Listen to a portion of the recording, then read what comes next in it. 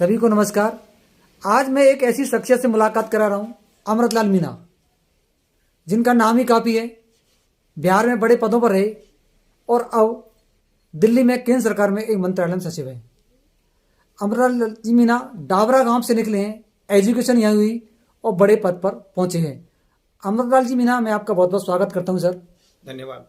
इतने सरल और सज्जन व्यक्ति हैं कि इतने बड़े पद पर रहने के बाद भी इनमें कोई घमंड नाम की किसी प्रकार की चीज़ नहीं। जैसे ही आज मैंने इनसे मुलाकात की तो मुझे अपना सुना रहा हूँ मैं आपको, मुझे कभी लगा नहीं था कि मैं कोई बहुत बड़े अधिकारी का इंटरव्यू कर रहा हूँ। मैं गांव का एक ऐसे व्यक्ति का इंटरव्यू कर रहा हूँ जिसका अपनी जड़ों से गहरा जुड़ाव है। अभी इन्होंने अपने पिता के नाम पर एक स्कूल में 13 लाख रुपए की लागत से भवन का निर्माण कराया। उसके बाद हमारी इच्छा हुई कि इनका एक इंटरव्यू किया जाए, क्योंकि जड़ों से इनका जुड़ाव है। अमृतलाल जी मीणा बिहार में 5 जिलों में जिला कलेक्टर रह चुके, अनेक पदों पर रहे और अभी दिल्ली में। सर, आपका बहुत बहुत स्वागत है। धन्यवाद। मैं आपकी कहानी आपसे ही जानना चाहता हूं कि आपकी एजुकेशन कहां से हुई, कहां से शुरुआत हुई और कब आप आईएएस बने, किन किन पदों पर रहे। हमारे सब लोग आपको प्रेरणा के रूप में लेंगे। देखिए, मैं डाबरा ग्राम का मूल निवासी हूं और 1971 से 1979 तक वर्ग 1 से वर्ग 8 तक मेरी शिक्षा राजकीय उच्च विद्यालय डाबरा में हुई थी। 8वीं कक्षा की पढ़ाई पूर्ण करने के उपरांत 9th, 10th और 11th राजकीय माध्यमिक विद्यालय गंगापुर सिटी में मैंने साइंस में पढ़ाई की थी और उसके बाद मालवीय रीजनल इंजीनियरिंग कॉलेज में वर्ष 82 में एडमिशन हुआ। 82 से 87 तक मैंने इंजीनियरिंग की, इलेक्ट्रॉनिक्स इंजीनियरिंग। उसके बाद वर्ष 88 में सिविल सर्विसेज की परीक्षा दी और संयोग से उस परीक्षा में मुझे सफलता मिली ईश्वर की कृपा से। और वर्ष 1989 में मैंने भारतीय प्रशासनिक सेवा ज्वाइन की, मुझे बिहार कैडर मिला। तब से मैं शुरू में लगभग 15 साल बिहार राज्य की सेवा में रहा। उसके बाद केंद्र सरकार में प्रतिनियुक्ति का। सर, कितने जिलों में कलेक्टर हैं आप? मैं बिहार के 5 जिलों में जिला कलेक्टर के रूप में सेवा किया। कौन कौन से जिले हैं सर? मैं सर्वप्रथम बिहार राज्य के सिवान जिले में था, उसके बाद नालंदा, उसके बाद भोजपुर, फिर गया और उसके बाद मुजफ्फरपुर। तो बड़े जो सामने नाम सुना है, सिवान वही तो नहीं है जो शहाबुद्दीन का? सिवान कठिन जिला था शासन के लिए। हाँ। और लेकिन पब्लिक सेवा के लिए, हाँ। पब्लिक सर्विस के लिए बहुत ही उपयुक्त स्थान है बिहार राज्य। हाँ। और मैंने 5 जिलों में लगभग 9.5 वर्ष तक लगातार सेवा दी है जिला कलेक्टर के रूप में। और मुझे अपने दायित्वों के निर्वहन में कहीं किसी प्रकार की कोई कठिनाई नहीं हुई और बहुत अच्छे से संतोषजनक तरीके से हमने लोगों की सेवा की और अच्छे परिणाम मिले, जिसके फल। सर, आपको 9 वर्ष में कार्य कर रहे हैं, कोई ऐसे 1-2 उदाहरण दे सकते हैं कि आपको उस काम करने के बाद बहुत आत्मसंतुष्टि हुई? कि जिला कलेक्टर का पद एक ऐसा होता है, काम तो बहुत ज्यादा करते हैं लेकिन कुछ ऐसे काम होते हैं कि यार मुझे बहुत ज्यादा संतुष्टि हुई, चाहे विकास का हो, चाहे व्यक्तिगत सेवा हो, किसी को ऐसा कुछ उदाहरण बताएं। देखिए, ऐसे तो जिला कलेक्टर के पद पर प्रतिदिन ही आपको ऐसे काम करने के अवसर मिलते हैं कि जिसमें आपको काफी संतुष्टि मिलती है। हाँ जी सर। विशेषकर आम नागरिकों के कामों का निष्पादन करने में, उनकी सेवा करने में बहुत ही आनंद मिलता है जी। बिहार राज्य में एक बड़ी समस्या होती थी, बहुत सारे लोगों को जो जमीन की बंदोबस्ती होती थी जी। उनके कब्जे नहीं मिल पाते थे जी। तो मैं जिन जिलों में भी रहा, गरीब जो पर्चेधारी थे उनको उनकी जमीन का नियम के अनुसार कब्जा दिलाने का विशेष अभियान चलाता था। दूसरा, उस समय जो आवास की योजनाएं चलती थी उनमें गरीबों को उनका पूरा हक मिल जाए, बीच में लोग दलाली नहीं करें। हाँ। इसके लिए विशेष प्रयास करते थे और क्लस्टर में घरों का निर्माण कराते थे और घरों को पूर्ण होते देख करके काफी संतुष्टि होती थी। हम लोगों ने बहुत विशेष प्रयास किया अपने पदस्थापन के क्रम में कि शिक्षा और स्वास्थ्य व्यवस्था में अच्छा काम हो। मैं नियमित रूप से विद्यालयों में जाता था, सरकारी विद्यालयों में। यस। और सरकारी विद्यालयों की जो व्यवस्था थी, विशेषकर गुणवत्ता पर विशेष जोर और विद्यालय के आधारभूत ढांचे पर विशेष जोर, काफी काम किया, संतुष्टि होती थी, उसके परिणाम भी सामने आते थे। वर्ष 2003 में जिस जिले में मैं कलेक्टर था, मुजफ्फरपुर जिला, उसको सत्येन मित्रा नेशनल लिटरेसी अवार्ड मिला था जब मैं कलेक्टर था। जी। तो वो वहाँ के जनप्रतिनिधि, विशेषकर पंचायत के प्रतिनिधियों का बहुत ही अच्छी भागीदारी रही थी और मैंने उन सबके साथ मिलकर काम किया। काफ़ी उनको प्रेरणा भी देने का प्रयास किया प्रशिक्षण के माध्यम से और उसका फल हुआ कि लोक भागीदारी के माध्यम से जिले को सर्वोत्तम उपलब्धि हासिल हुई। सर सीधा प्रश्न ये है कि डाबरा और मुजफ्फरनगर के किसी गांव की तुलना करें तो क्या अंतर नजर आता है आपको? वेशा भाग उसमें कोई अंतर आता है? देखिए, वेशभूषा या किसी में खान मूल पान रूप में? से तो उत्तर बिहार के अधिकांश हिस्सों में हिंदी भाषा बोली जाती है। हिंदी भाषा के ही विभिन्न स्वरूप है, तो भाषा के तौर पर किसी प्रकार का बहुत अंतर नहीं है। मतलब मैं अपनी बात हिंदी में स्पष्ट रूप से बिहार राज्य के सभी जिलों में लोगों को समझा सकता था और उनकी पूर्ण बात समझ सकता था। खाने पाने की जहाँ तक व्यवस्था है, उस राज्य में चूंकि चावल का उत्पादन होता है, यहाँ पर चावल का उत्पादन राजस्थान में नहीं है, तो वहाँ चावल का उपयोग ज्यादा है। लेकिन दोनों राज्यों में मूल बात यह है कि ग्रामीण क्षेत्र काफी है और ग्रामीण क्षेत्र में ग्रामीणों की जो कठिनाइयां हैं, विशेषकर शिक्षा की, रोजगार की समस्याएं, सरकार के विभिन्न कार्यक्रमों का लाभ लोगों को मिले, इसकी चुनौतियां, वो लगभग समान थी। तो मुझे बिहार राज्य में सेवा करने में ऐसे ही ग्रामीण परिवेश की फीलिंग होती थी जैसा कि राजस्थान में जीवन में देखा था। और मेरे पिताजी किसान थे और मेरे परिवेश के सब, मैं ग्रामीण क्षेत्र से आता हूँ, तो ग्रामीण क्षेत्र की जो सामाजिक आर्थिक स्थिति है, चुनौतियां है, उसका अच्छा अनुभव था। तो इस अनुभव का इसी का फायदा आपको मिल गया है वहाँ? इस अनुभव का उपयोग मैं अपने प्रशासनिक कार्यों के निष्पादन में करता रहा। सर आप पहली बार कलेक्टर बने थे, आपकी उम्र क्या होगी? पहली बार मैंने 7 मई 1994 को कलेक्टर सिवान के रूप में योगदान किया था। उस समय मेरी उम्र 29 वर्ष थी। शादी हो चुकी? शादी मैं इंजीनियरिंग कॉलेज के अंतिम वर्ष में था, उस समय मेरी शादी हुई। शादी कहाँ हुई आपकी? अपने ही जिले में कटकड़ गांव में। शादी में दहेज मिला? अब देखिए, उस समय की जो व्यवस्थाएं थी, जी। सामाजिक जो यहाँ की व्यवस्था है उसको आप लोग जानते हो। बाकी ऐसा कोई दहेज प्रथा करके नहीं थी जी। लेकिन कोई भी पिता अपनी पुत्री की शादी में अपनी इच्छा के अनुरूप विभिन्न प्रकार की व्यवस्थाएं करता है, तो वो व्यवस्थाएं चलती थी। बट ऐसा चूंकि मेरा इंजीनियरिंग कॉलेज के अंतिम वर्ष में ही शादी हो गई थी और मेरे परिवार और मेरी पत्नी के परिवार दोनों की आपसी सहमति से अरेंज्ड मैरिज। परिवार को साथ में ले गए फिर आप सिवान? हाँ, सिवान मतलब मैं जैसे ही बिहार में पहले सब डिविजनल मजिस्ट्रेट और डिप्टी डेवलपमेंट कमिश्नर के पदों पर रहा, तो मेरी शादी 1988 में हो गई थी। लेकिन उसके बाद जब IAS में सिलेक्शन हुआ, उसके बाद 2 साल की ट्रेनिंग, फिर उसके बाद में SDM के रूप में जब मेरी पोस्टिंग हुई बेगूसराय में, तब लगभग 4 वर्ष के बाद ही मैं अपनी पत्नी को उधर लेके गया था। सर बिहार के बारे में जो हमने सुना है, वहाँ पे असुरक्षा का माहौल है। कभी आपको ऐसी कोई दिक्कत सामने आई कि परिवार में कोई टेंशन हुआ, भाभी जी को टेंशन हुआ, आपको टेंशन हुआ कि यार हम कहाँ फंस गए, क्या कर रहे हैं, ऐसा कुछ? देखिए, बिहार राज्य की बाहर में जो आप लोग साथ महसूस करते हैं वैसा है नहीं जी। ये बिहार में रहने पर ही महसूस होता है जी। मैंने तो अपने कार्यकाल में वहाँ रहते हुए ऐसी कोई असामान्य बात नहीं देखी। और हम लोग जिस भी जिले में रहते थे ये सुनिश्चित करते थे कि नागरिकों को पूर्ण सुरक्षा रहे और किसी प्रकार की कोई कठिनाई नहीं हो। और मैं ये महसूस करता हूँ कि जो भी व्यक्ति बिहार राज्य में कुछ समय के लिए रहता है तो उसकी जो फीलिंग है, बाहर से जो फीलिंग है और वहाँ रहने के बाद जो फीलिंग है, उसमें जमीन आसमान का अंतर हो जाता है। बिहार राज्य बहुत ही उपयुक्त जगह है प्रशासनिक सेवा के लिए। जगह आपके 9 वर्ष के कार्यकाल में कभी आपको ऐसा लगा कि कोई असुरक्षा की भावना हुई हो, कोई नक्सलियों को कोई हमला हुआ हो, कहीं कोई फंसे हो, मतलब कुछ ना एक ऐसा कभी जिसको आप ये कहें यार उस समय थोड़ा गलत हुआ? देखिए, हम लोग जिस सरकारी सेवा में हैं उसमें समय समय पर ऐसे दृष्टांत आते रहते हैं जी, परंतु वो सेवा का हिस्सा है। जी हाँ। तो दृष्टांत आए थे लेकिन उसको सार्वजनिक तौर पर चर्चा करना उचित नहीं है। ऐसे चुनौती आती है हाँ। तो उस समय घर में टेंशन तो होती रहती होगी निश्चित रूप से, उसको निजात मतलब ये जानना ये जरूरी है। उसको आम लोग क्या थोड़ी सी चुनौती में घबरा जाता है और घर वालों को भी टेंशन में ला देता है। तो हमें आपसे ये समझना चाहते हैं उन चुनौतियों को घर में किस प्रकार से दूर रखते थे, एडजस्ट कैसे हो पाता था?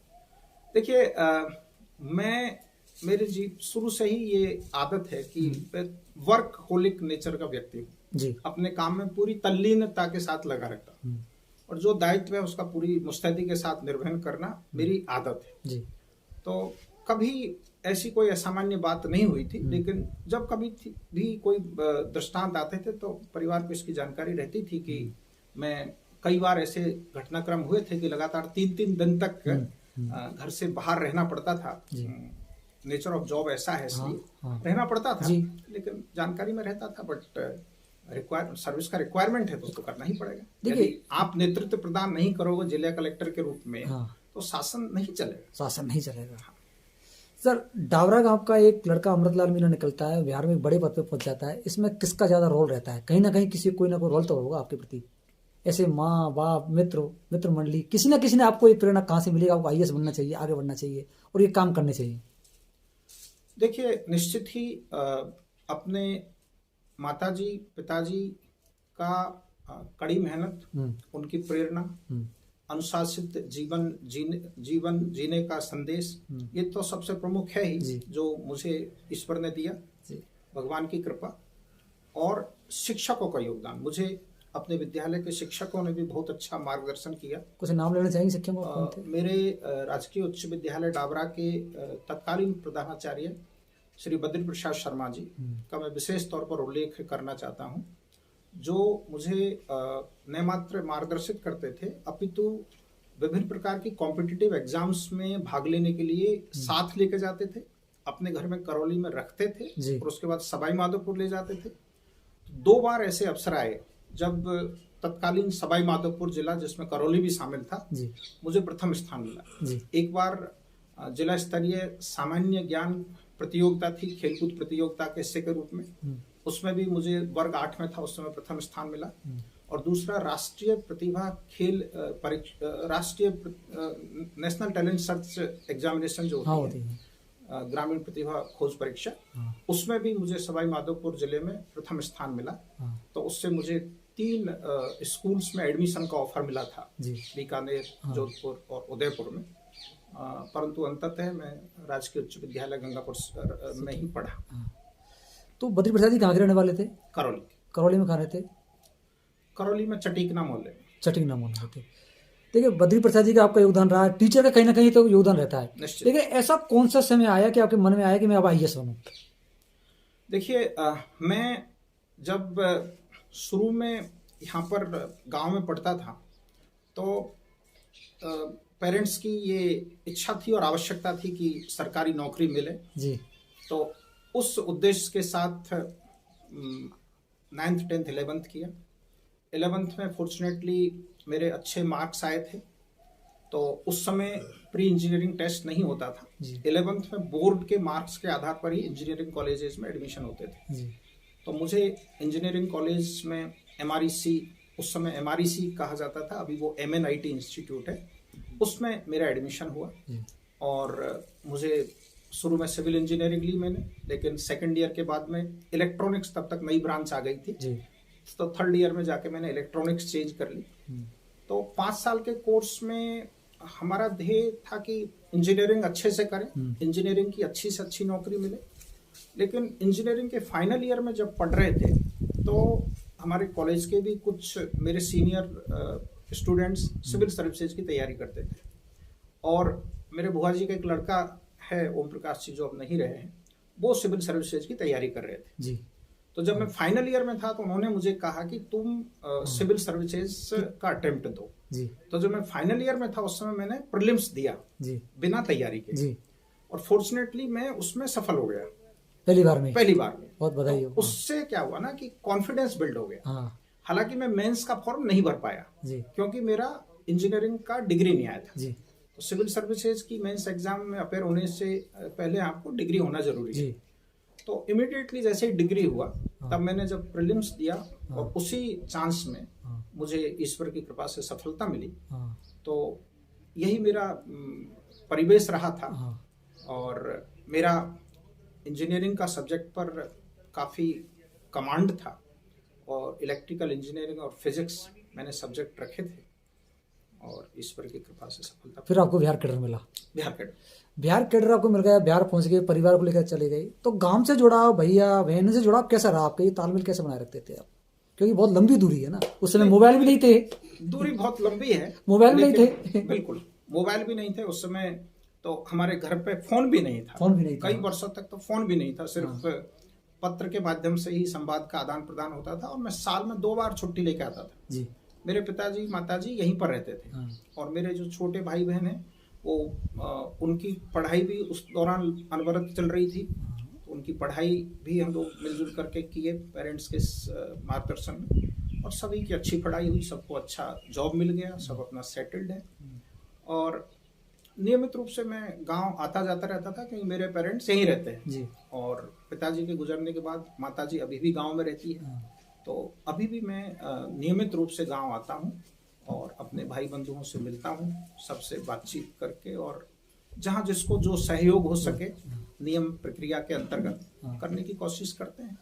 मैं गांव का स्कूल से भी संबद्ध रहा हूं बीच में भी, और करीब 1.5-2 वर्ष पहले जब मैं स्कूल में आया था तो उस समय प्रिंसिपल साहब ने मुझे कहा कि एक गर्ल्स कॉमन रूम की आवश्यकता है क्योंकि कमरे कुछ पुराने हो गए हैं।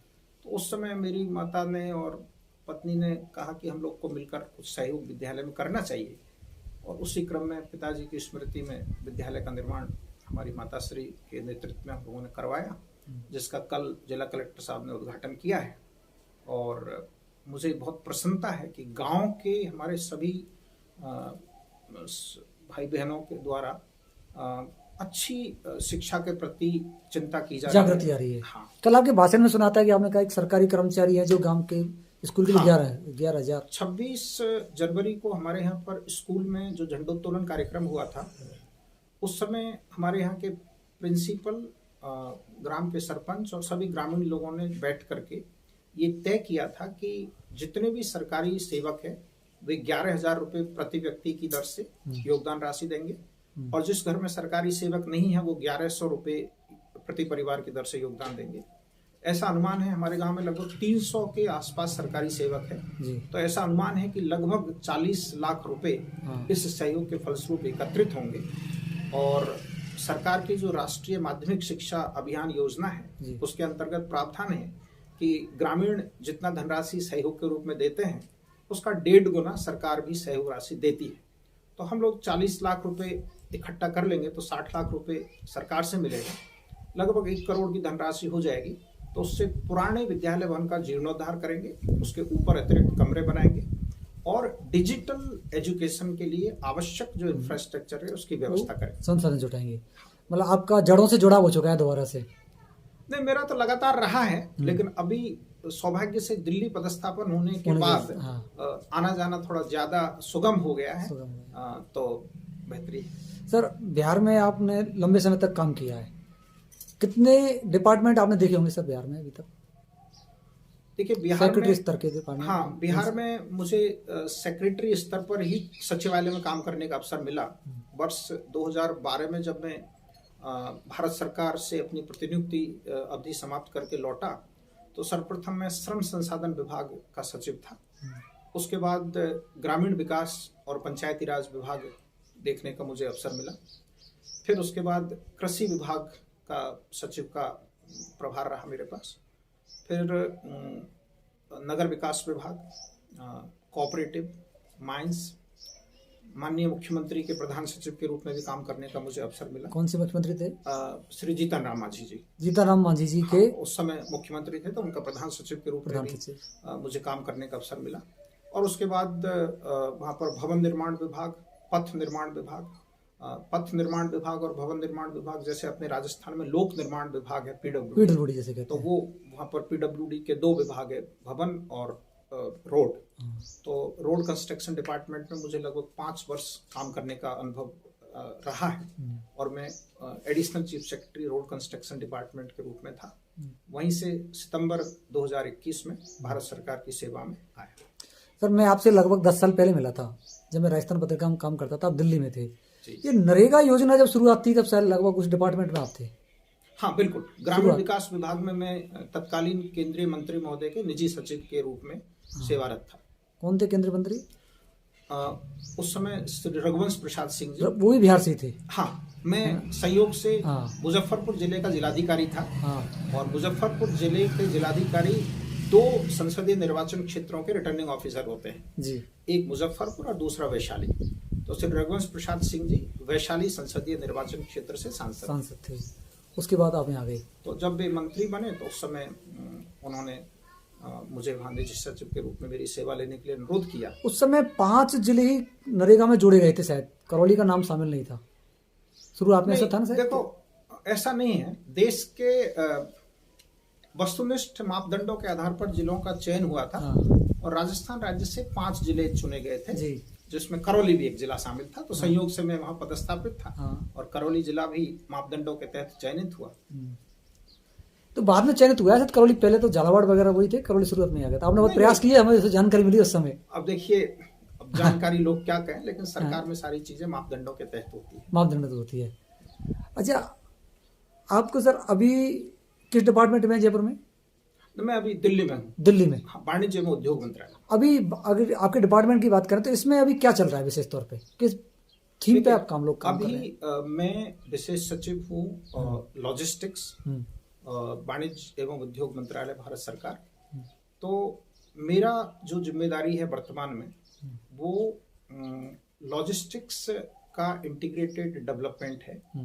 लॉजिस्टिक्स ग्रामीण परिवेश में बहुत थोड़ा कठिन है समझना, लेकिन जो हमारे देश का उद्योग और व्यापार है उसमें जो सामानों का परिवहन, सामानों का भंडारीकरण, सामानों के आवाजाही की प्रक्रिया में लगने वाला जो समय है और कागजात है, उसमें काफी खर्च बढ़ता है। तो उसके फलस्वरूप अपने देश का जो उत्पाद है वो अन्य देशों के उत्पाद की तुलना में कॉम्पिटिटिव नहीं हो पाता जी। तो माननीय प्रधानमंत्री जी के ये निर्देश है कि देश में लॉजिस्टिक कॉस्ट कम की जाए। तो उसी के लिए हम लोग काम कर रहे हैं। थीम पे आप लोग टीम काम कर रही है? उसी पर हम लोग काम कर रहे हैं। और माननीय प्रधानमंत्री जी ने, आपको जानकारी होगी कि अभी 13 अक्टूबर 2021 को पीएम गति शक्ति नेशनल मास्टर प्लान लॉन्च किया है, जिसके अंतर्गत अपने जितने भी इकोनॉमिक जोन है देश के, उनकी मल्टी मोडल कनेक्टिविटी के लिए सरकार की जो कटिबद्धता है उसके लिए कार्य किया जा रहा है।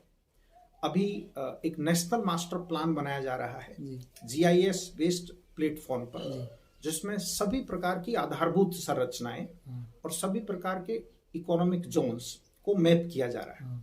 और ये प्रयास किया जा रहा है कि बड़े इंफ्रास्ट्रक्चर प्रोजेक्ट्स की योजना बनाने से पहले ये देखा जाए कि उसमें कम से कम व्यवधान हो, ताकि परियोजनाएं समय पर पूरी हो। तो इसके लिए विभिन्न प्रकार की लेयर्स, जैसे एक ही मैप पर, डिजिटल मैप पर सारी फॉरेस्ट लेयर, सारी जल संसाधन की लेयर, सारी रोड, रेलवे लाइन, पोर्ट, सी पोर्ट, फिर टेलीकॉम, पावर, पेट्रोलियम, गैस आदि सभी प्रकार की सूचनाएं एक ही जगह पर है।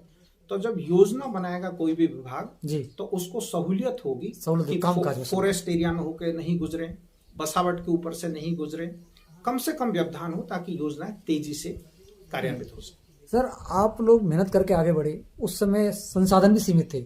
आज का युवा वर्ग उतनी मेहनत कर पा रहा है, नहीं कर पा रहा है, इस बार आप क्या कहेंगे? क्या लगता है आपको, युवा वर्ग सही दिशा में जा रहा है, नहीं जा रहा है? आज के युवा वर्ग के सामने चुनौती कंपटीशन की हम लोगों के समय की तुलना में ज्यादा है। बिल्कुल अभी कंपटीशन बहुत ज्यादा है। बिल्कुल ज्यादा है। बहुत कठिन समय। सीधे तौर पर मैं अगर कहूँ तो आपके समाज में भी ज्यादा है। हर जगह समाज की बात मत करो, हर मतलब ओवरऑल चूंकि पॉपुलेशन बढ़ रही है जी हाँ, तो कॉम्पिटिटिव एनवायरनमेंट ज्यादा है जी। तो इस कॉम्पिटिटिव एनवायरनमेंट में भी युवाओं से मेरा यही अपील और अनुरोध है कि अपने गार्जियंस के और शिक्षकों के गाइडेंस में कठिन मेहनत करें, क्योंकि कठिन और एकाग्र मेहनत करने से परिणाम सुगम आते हैं, इच्छा के अनुरूप परिणाम आते हैं। यदि पथांतर आदमी कर लेता है या एकाग्रता की कमी रहती है तो कठिनाई हो जाती है। लेकिन अपन को सोच करके कि मुझे इस दिशा में जाना है, उस दिशा के लिए उचित तरीके से सोच करके, कड़ी मेहनत करके मुकाम हासिल किया जा सकता है। अभी एक और एडवांटेज ये है कि पहले हम लोग जब स्कूल और कॉलेजेस में थे तो उस समय ऑप्शंस बहुत सीमित थे। बिल्कुल सीमित थे। या तो इंजीनियरिंग में जाओ या मेडिकल में जाओ, हम्म। बाकी स्ट्रीम में एम्प्लॉयमेंट अपॉर्चुनिटीज कम थी। लेकिन अभी के समय में अनेकों सेक्टर्स में अच्छी एम्प्लॉयमेंट अपॉर्चुनिटीज है, प्राइवेट सेक्टर में भी काम करने के बहुत सारे अवसर है, तो इसलिए अब अपॉर्चुनिटी ज़्यादा है। इसलिए बच्ची अपनी योग्यता और क्षमता और विशेषकर इंटरेस्ट के आलोक में मेहनत करके प्रोफेशनलिज्म हासिल करे, एक्सीलेंस हासिल करे तो सफलता। मतलब मेहनत और ज्यादा करनी पड़ेगी, कंपटीशन का युग। कंपटीशन बिना मेहनत के तो देखो कोई भी अच्छी जगह पर, अच्छे इंस्टीट्यूट में एडमिशन या अच्छी जगह पर रोजगार पाना बहुत कठिन है। सर आपके कितने बच्चे हैं? मेरे 2 बच्चे हैं। दोनों क्या करते हैं? मेरा बड़ा बेटा है, उसने HR में MBA करके वो अपना खुद का बिजनेस कर रहा है, और मेरी छोटी बेटी है जिसने MBBS कर लिया है। अभी वो अपना सर्जरी में पोस्ट ग्रेजुएशन करने के लिए KG मेडिकल यूनिवर्सिटी लखनऊ में एडमिशन के लिए जा रही है। आपकी सफलता में आपकी पत्नी का कितना योगदान है? मेरी पत्नी का पूर्ण 100% योगदान है। मेरी पत्नी ने मेरे घर की जो जिम्मेदारी है वो 100% उन्होंने निभाई है। मैं अपने 32 साल की सेवा में जो डोमेस्टिक रेस्पॉन्सिबिलिटी है, बाल बच्चों की रेस्पॉन्सिबिलिटी या मेरे पेरेंट्स के तरह तरह के जो रेस्पॉन्सिबिलिटी रिक्वायरमेंट है, या रिश्तेदार नातेदारों का जो सामाजिक जिम्मेदारी है, वो सारा जिम्मा उन्हीं का था। मुझे सामान्यतः अपने सरकारी काम और बच्चों की शिक्षा या उनसे रिलेटेड जो भी काम थे वो मैं देखता था। बाकी सारी चीजें फैमिली डोमेस्टिक अफेयर मेरी वाइफ खुद देखती रही। घर उन्होंने संभाला, नौकरी आपने संभाली?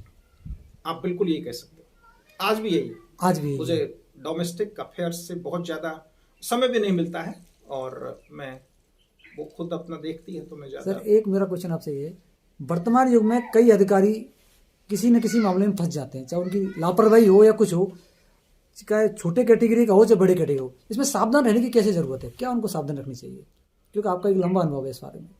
देखिए, सरकारी सेवा में नियम के अनुरूप काम करना, अपने विवेक का उचित उपयोग सुनिश्चित करना, और गाइडलाइंस हर चीज की बनी हुई है उसको पालन करें, प्लस अपनी इनर जो वॉइस है उसके अनुरूप काम करें, तो कोई दिक्कत नहीं, प्रबंधन उचित तरीके से होता रहता है। लास्ट क्वेश्चन आपसे मेरे है, प्रिंसिपल सेक्रेटरी आप प्रधान सचिव मुख्यमंत्री रह चुके हैं, केंद्रीय मंत्री के अभी आप सचिव हैं, कलेक्टर रह चुके 9.5 साल तक, लेकिन उसके बाद भी किसी न किसी की इच्छा होती है कि मैं MLA बनूं, तो क्या आपके मन में भी कहीं ना कहीं इच्छा कभी जागृत होती है कि मैं भी कहीं ना कहीं से एक विधायक बनूं? मुझे भारतीय प्रशासनिक सेवा के 32 साल में सेवा करने का जो अनुभव रहा है, मैं समझता हूं कि लोक सेवा का इससे लंबा अवसर जी और सेवा नहीं देती है। और मैं अपनी सेवा में जो पब्लिक सर्विस करने का अवसर मिला है जी, उससे सामान्यतः संतुष्ट हूँ। हाँ। और अभी इस प्रकार की कोई योजना मेरी नहीं है, राजनीति की कोई योजना? बिल्कुल, लेकिन हाँ। गैर राजनीतिक तरीके से सामाजिक सेवा में मैं बिल्कुल लगा भी रहता हूँ और आगे भी रहूंगा। हो सकता है रिटायरमेंट के बाद अगर अच्छा हो तो अपन राजनीति में आ भी सकते हैं। अभी ऐसी कोई इच्छा नहीं है, हाँ। और आगे की भी इस तरह की कोई योजना नहीं है। अब आप दिल्ली में ही काम करेंगे या बिहारी वापस जा सकते हैं?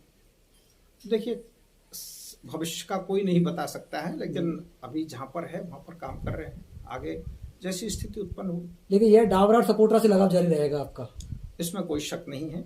अब तो मेरी 4 साल की नौकरी बची है, 56 साल की उम्र हो गई, और मैं अपने गांव में परिवार में बराबर आता ही जाता रहता हूं, और रहेंगे। अब तो ये बात जरूर, आप जब बिहार में थे तो करौली के सैकड़ों लड़के जिनको मैं जानता हूँ वो एक गार्जियन के तौर पे लेते थे आपको, आपने बहुत मदद की उनकी। देखो, मुझे बहुत प्रसन्नता होती है जब किसी का मैं नियम से मदद कर सकूं, विशेषकर अपने राजस्थान से जो ट्रक ड्राइवर्स है, वो GT रोड पर जब जाते थे ईस्टर्न इंडिया में, तो उनको एक तरह तरह का सहयोग की आवश्यकता होती थी कि कोई उन्हें नाजायज परेशान नहीं करे। तो उस समय बहुत सारे लोग मेरे को विविध प्रकार की छोटी छोटी मदद के लिए आते थे, और मैं नियम से जो संभव था मदद करता था। तो उनको एक लगता था कि अपना कोई आदमी है जिसके पास जाएंगे, कोई कठिनाई है तो उसका निराकरण हो जाएगा। अभी पिछले कुछ समय में मैंने देखा है कि विभिन्न प्रकार की सरकारी सेवाओं में, यहाँ तक कि राज्य सरकार बिहार की सरकारी सेवाओं में, जैसे हेल्थ डिपार्टमेंट में या फिर गवर्नमेंट ऑफ इंडिया के बैंक, रेलवे, इन सब में काफी बच्चे राजस्थान के बिहार राज्य में सेवा कर रहे हैं। तो उनसे इंटरेक्शन होती रहती थी। उनका छोटा मोटा कभी कोई किसी को सहयोग की जरूरत होती रहती है तो with in framework of rules and provisions जो है मदद कर दी। एक अपहरण का मामला हुआ था कवड़ी में, आपको ध्यान होगा, आपने उसमें काफी मदद की। जी जी, बद्रीलाल शर्मा साहब के 2 बेटों का। सर उसमें कैसे आपने सफलता प्राप्त करी उसमें? देखिए, मुझे बद्रीलाल शर्मा साहब के यहाँ से उस समय फोन गया, मैं बिहार में कार्यरत था जी। तो इन्होंने बताया कि ऐसे ऐसे पटना एयरपोर्ट पर वो दोनों बच्चे किसी व्यावसायिक काम से गए हैं और उनको एयरपोर्ट से ही किसी ने अपहरण कर लिया है। तो मैंने उनको कहा कि आप आ जाओ और हम लोग यहाँ पर पूर्ण सहयोग करेंगे। तो जैसे ही इमीडिएटली ये गए, मैंने वहाँ पर हमारे जो सीनियर अधिकारी है बिहार पुलिस के, उस समय के डीआईजी साहब और एसएसपी पटना, उनसे बात की और पूरी मुस्तैदी के साथ बिहार पुलिस ने काम किया और एसएसपी साहब ने बहुत दिन रात मेहनत करके उन बच्चों को सुरक्षित वापसी करवाई। युवाओं के लिए खास संदेश? देखिए, मैं यहाँ अपने इस क्षेत्र में जी। इस बात को लेकर बहुत चिंतित हूँ कि नशे का प्रयोग बढ़ रहा है। जी, बहुत बड़ी बात ये कर रहे हैं समाज के लिए बहुत ही चिंता का विषय है। जी। मैं अभिभावकों को और युवा पीढ़ी को विशेष तौर पर अनुरोध करूंगा कि इससे जीवन बर्बाद हो जाएगा। नशे का सेवन बिल्कुल नहीं करें, आपका जीवन खराब हो जाएगा। इसलिए नशा खुद तो नहीं ही करें, अपने दोस्त मित्र मंडल जो कर रहे हैं उनको भी प्रेरित करें कि वो इससे मुक्त हों। और अभिभावकों से विशेष तौर पर मैं कहना चाहूंगा कि अपने बच्चों पर देखें, उनकी गतिविधि देखें, नशे में नहीं जाए। नशे में जाने पर ये दूसरी एक जो प्रॉब्लम है वो विशेषकर इलाके में देखने को मिलती है मुझे, ये सट्टे वाली। हाँ। इससे भी हम लोगों को बच्चों को बचाना पड़ेगा। ये दोनों क्षेत्र के विकास के बहुत बड़े बाधक इसमें हैं। गांव का जो पंच पटेल है, ये अभिभावक, दोनों की भूमिका महत्वपूर्ण हो सकती है इसमें। देखिए, आज पंच पटेल का सम्मानित स्थान है गांव में, सार्वजनिक कार्यक्रमों में उनकी पूछ होती है, लेकिन युवा पीढ़ी उनकी बात नहीं मानती है उस दृष्टिकोण से। जो पहले होता था कि बड़े बूढ़े ने कह दिया तो हर कोई मान ले, वो बात आज नहीं है। आज ज्यादा जिम्मेदारी अभिभावकों की है कि अपने परिवार पर निगरानी रखे, बच्चों पर, कि वो इन सब आदतों में तो नहीं जा रहा है। तो हमें इससे बहुत सतर्क रहने की जरूरत है। दूसरा, सरकारी नौकरी के प्रति जो अंधाधुंध एक दिशा में सोच करके जो लक्ष्य कर रहे हैं लोग, तो उस पर भी सोचना होगा कि भाई सरकारी नौकरी सीमित है, जनसंख्या बढ़ रही है। हमें प्राइवेट सेक्टर में भी जॉब की जो अपॉर्चुनिटीज है उसको तलाशनी चाहिए और उसमें भी बहुत अच्छे अवसर है। इसलिए ये भी दृष्टिकोण मन में रखना जरूरी है। धन्यवाद सर। ये थे सीनियर आईएएस अमृतलाल मीणा, इनका विशेष इंटरव्यू हमने किया। आपको कैसा लगा जरूर बताएं सर। आपके लिए एक बार फिर बहुत बहुत धन्यवाद।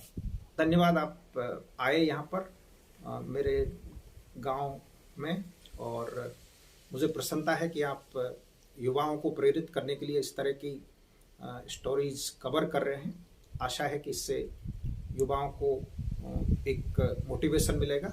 और मैं सिर्फ इतना ही कहना चाहता हूँ कि कहीं किसी को भी किसी प्रकार की नियम संगत सहयोग और सहायता हम लोगों से संभव होगी, उसके लिए कभी भी संपर्क करें। निश्चित हम। Thank you sir. एक बार फिर आपको